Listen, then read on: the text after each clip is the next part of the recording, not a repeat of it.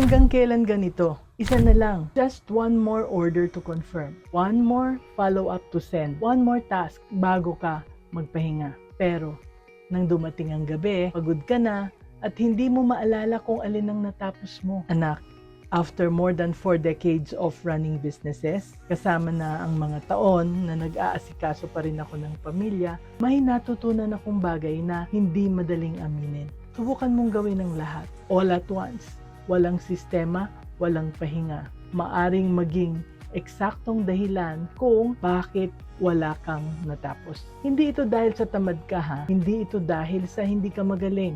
Nararamdaman mo ito dahil ang buhay ng isang nanay na negosyante ay isang trabaho na walang closing time, walang sick leave, walang tunay na I'll get to that tomorrow.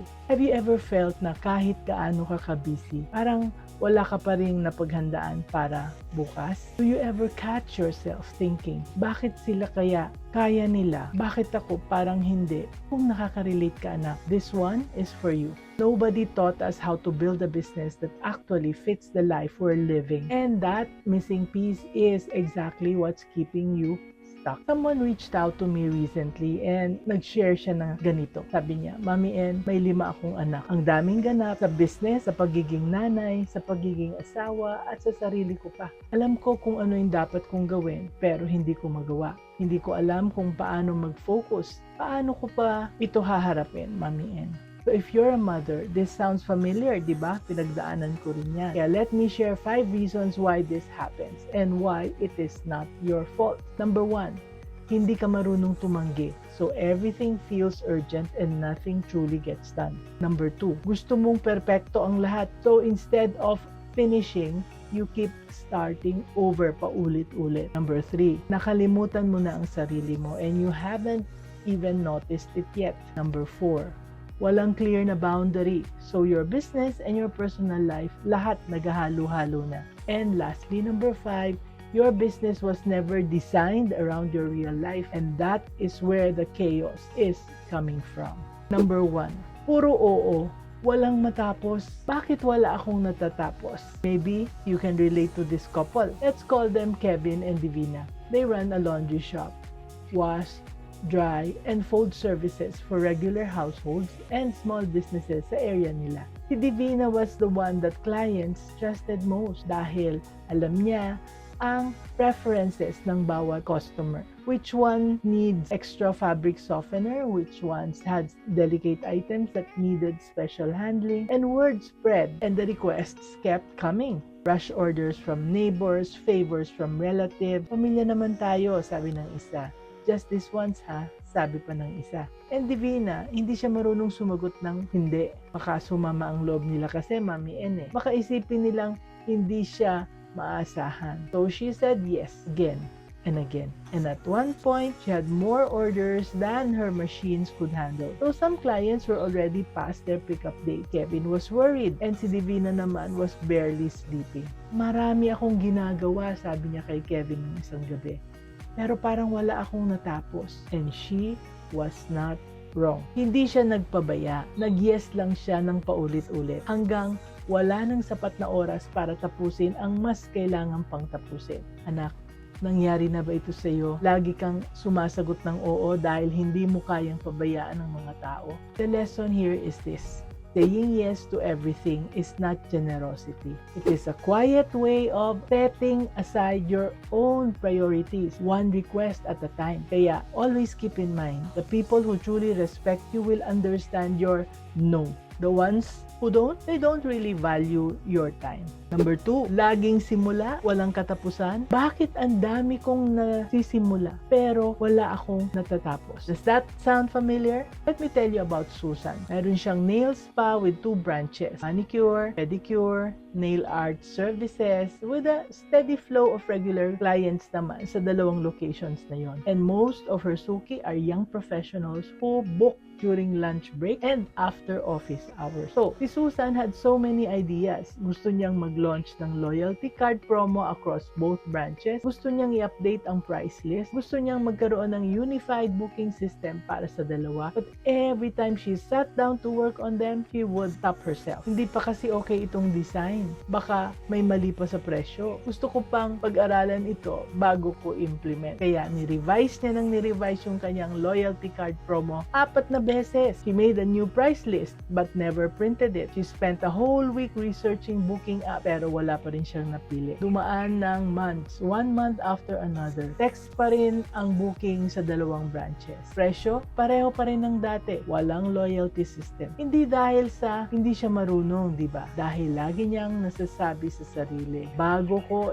ilabas ito, dapat perfect. At dahil sa bawat hindi pa handa, mas naiipon na ang mga bagay na naumpisahan pero hindi natapos. Kaya anak, have you started something like that? Something you know that needs to get done, but you keep waiting for the perfect moment that never seems to come? Ang lesson, anak, ay yung hindi pa ready keeps you busy pero wala namang natatapos. A good idea launched imperfectly is still better than a perfect idea that never leaves your list. Remember that. Number 3, lahat meron. Sarili ko, wala. Kailan pa ba ako magpapahinga? O okay lang ba na wala?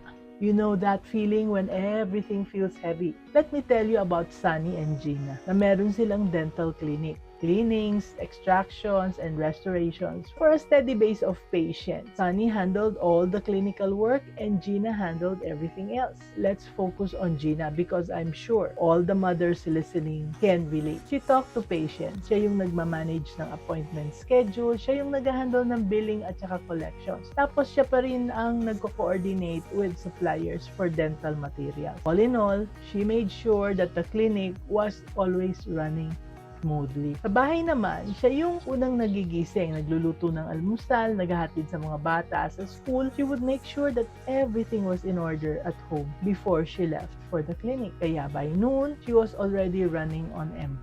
Kaya isang hapon, a friend dropped by and asked casually, "Kumusta ka naman?" When she started talking about her clinic, her friend stopped her and said, "Kumusta ikaw, hindi ang clinic?" Napahinto si Gina. She did not have an answer. Hindi niya maalala kung kailan siya huling gumawa ng isang bagay para sa sarili niya, hindi para sa clinic, hindi para sa mga bata, just for herself. And what this teaches us is you cannot pour from an empty cup. Pretending na kaya mo does not protect the people around you. It slowly drains the person they depend on most, and that is you. Kaya pause and think about it. Number 4, lahat halo-halo, wala sa lugar. Bakit parang wala akong maayos na napagtutuunan ng pansin? If you ever felt like this, here is this couple who felt the same way. Tawagin natin silang si Efren at si Cora. May car wash business si Efren, regular wash and wax, interior cleaning, and basic detailing.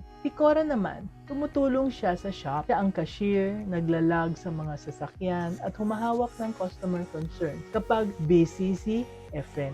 Pero sa bahay, si Cora pa rin ang nagdadala ng halos lahat. No? Walang clear demarcation lines. Kailan siya business partner? Kailan siya asawa lang? Kailan siya nanay? At si Efren naman, kailan natatapos ang negosyo at nagsisimula ang pamilya? They never sat down to figure that out. Kaya, business decisions got made at the dinner table. Family decisions got interrupted by shop problems. Neither got the full attention that it deserved. Kaya there came a time when a regular client na may reklamo tungkol sa service, si Efren, busy sa isang bagay sa bahay at hindi nakatingin sa staff. The problem got bigger. Walang sistema para sa ganitong sitwasyon kapag wala ang may-ari. Ganun ka rin ba? Si Cora naman, she felt like she was giving 50% to everything and 100% to nothing. Anak, nangyayari din ba ito sa iyo na walang malinaw na hangganan sa mga roles? Kaya lahat ay halo-halo? Nangyari din sa amin yan. Kaya ito yung lesson na natutunan ko. A business and a family can grow together, but only when someone decides where one ends and the other begins. And so, always keep in mind that yung walang structure is still a structure. It just happens to work against you. Number 5, negosyo na hindi bagay sa buhay, Akala ko ang negosyo ay makakatulong sa amin, Mami N, pero bakit parang kabaliktaran ang nangyari? Tanong mo rin ba yan? So let me tell you about Ellie na merong gadget accessory store. Phone cases, chargers, earphones, at saka screen protectors for retail customers and small resellers. Nagsimula si Ellie sa business dahil okay ang timing. May available na supplier, may space sa bahay, kaya inisip niya na kaya niyang i-manage ito around her schedule. But as the time passed, the business started clashing with her actual life. Alas 3 ang dismissal ng mga bata. Peak hours din sa shop. She could not be in both places. Kailangan niyang mag-restock on weekdays, pero yun din ang mga araw ng school programs. Gusto niyang mag-post consistently online, pero by the time na natulog ng mga bata, wala na siyang energy. So she did what many business owners do. Nag-adjust siya, nagtiis. She gave up her sleep, she gave up her own time. Kaya at the end of every month, okay ang numbers, pero hindi okay si Ellie. Kumikita, pero pagod. Here is what Ellie eventually had to face. Her business was not designed to fit her life. It was built around everything else except her. Ang lesson, the most sustainable business for a mother is not always the one that earns the most. It is the one designed around the life she actually has, not the life she wishes that she has. 5 kwento, 5 business owners, but the same exhausting pattern. Doing everything, carrying everything, and slowly losing themselves in the process. Yan exactly is what masipag looks like up close. Masipag means you are the business. Ikaw ang bumabanat ng buto araw-araw. Ikaw ang nag-handle ng lahat,